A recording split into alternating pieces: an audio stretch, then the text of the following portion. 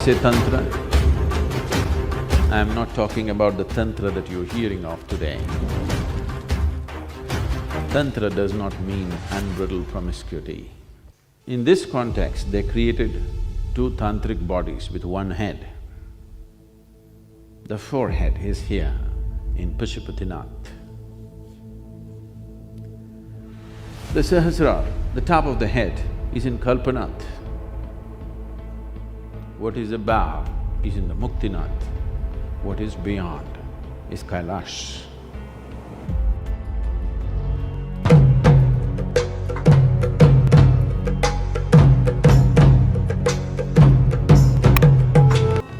Step into the foothills of Himalayas. A certain romance has begun between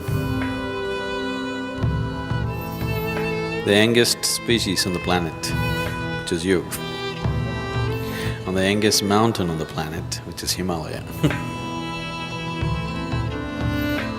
Both are still growing, still struggling, still evolving,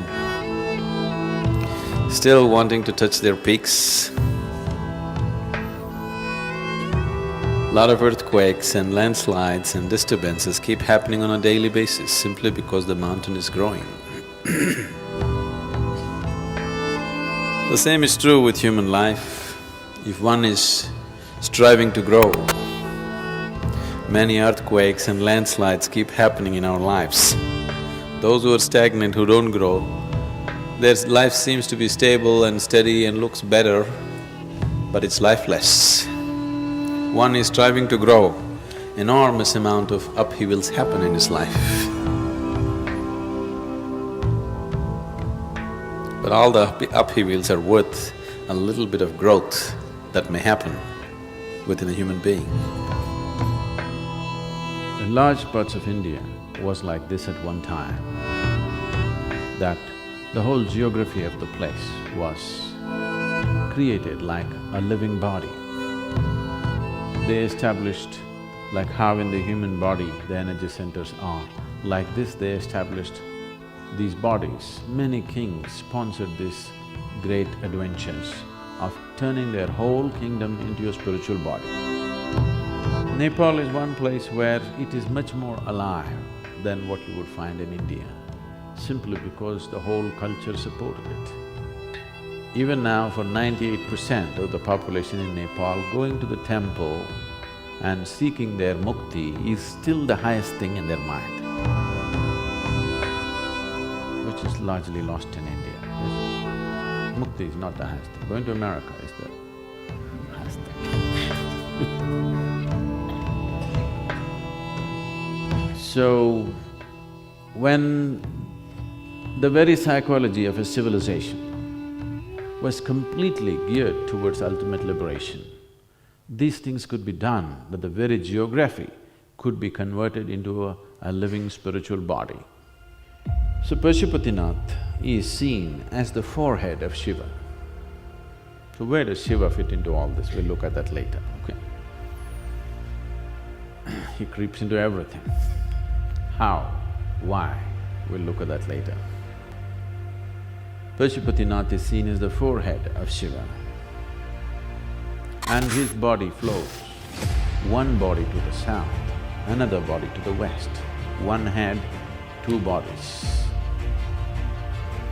These two bodies represent two fundamental systems of Tantra.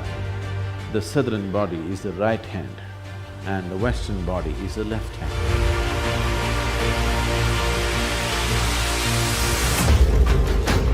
When I say Tantra, I am not talking about the Tantra that you're hearing of today.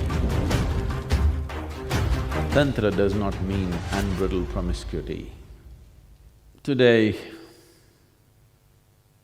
the word Tantra evokes all kinds of nasty things in people's minds because most of the information that you know about Tantra is rebound from the American shores. Even in India, if you go into any bookstore, most of the books on Tantra are written by American authors. That is not the kind of tantra I'm talking about. Tantra means a technique or a knowledge or a certain technology of being able to unmake life and make life again.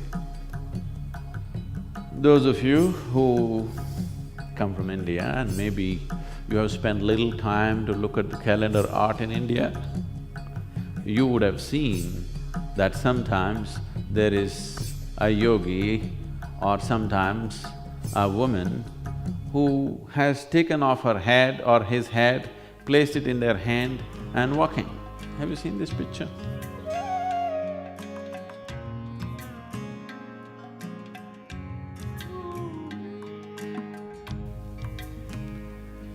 So this basic tantric imagery is to tell you that this is about the mechanics of life, understanding this machine so perfectly that you can completely dismantle it and put it back.